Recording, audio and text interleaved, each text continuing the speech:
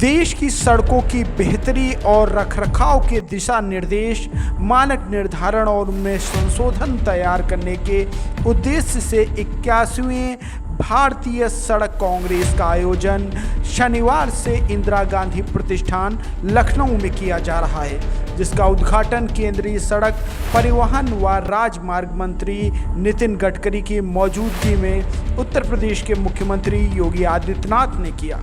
कार्यक्रम में देश विदेश से लगभग 2500 मार्ग विशेषज्ञ, वैज्ञानिक और कई प्रदेशों के शीर्षस्थ अभियंता शामिल हुए, जो अलग अलग तकनीकी सत्रों के माध्यम से सड़क व सेतु निर्माण की नई तकनीकों के बारे में जानकारी देंगे।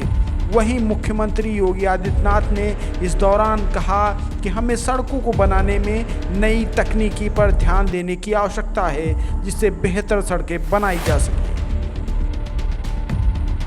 एक अभियान को आगे बढ़ाया गया।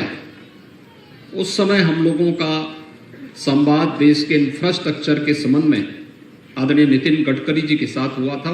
उस समय उन्होंने जिस मजबूती और जिस आत्मविश्वास के साथ कार्य करना प्रारंभ किया था, वो आज पूरे देश के अंदर एक मॉडल के रूप में देखा जाता है।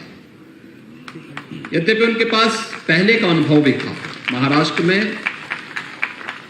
लोक निर्माण विभाग के मंत्री के रूप में उनके कार्यों की सदैव सराहना हुई। एक कम समय में, मुझे याद है, पुणे से मुंबई के बीच 6 से 8 घंटे की दूरी तय होती थी, लेकिन उनके लोक निर्माण मंत्री बनने के बाद उस दूरी को उन्होंने 2 घंटे में पूरी करके दिखाया था। और ये वो कालखंड था जब देश के अंदर एक्सप्रेस वे के बारे में कोई सोचता भी नहीं था। बाद में सर्वे अटल जी की, जो कि लखनऊ कर्म भूमि भी है और देश को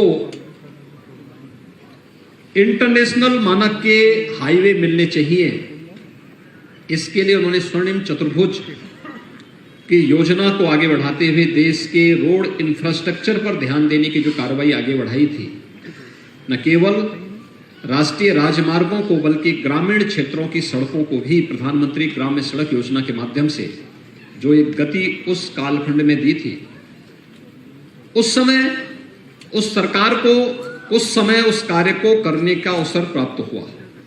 लेकिन उसका वास्तविक स्वरूप विगत 8-8.5 वर्षों में देश के अंदर देखने को मिला है। जिस तेजी के साथ रोड इंफ्रास्ट्रक्चर के कार्य जिस तेजी के साथ आगे बढ़े हैं, ग्रामीण क्षेत्र में कनेक्टिविटी जिस तेजी के साथ आगे बढ़ी है, उसी से प्रेरणा लेकर के हम लोगों ने उत्तर प्रदेश जैसे राज्य में भी इस विश्वास के साथ कि अगर उत्तर प्रदेश जैसे राज्य को विकास के पायदान पर आगे बढ़ाना है,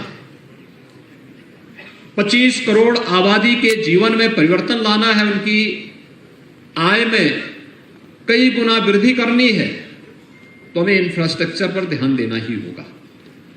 और उस समय हम लोगों ने फिर अपने कार्यक्रम को आगे बढ़ाया था।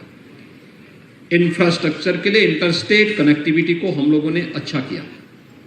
आज मैं कह सकता हूं कि उत्तर प्रदेश में आप जहां से भी घुसेंगे, आपको 4 लेन की कनेक्टिविटी उत्तर प्रदेश के लिए प्राप्त होगी।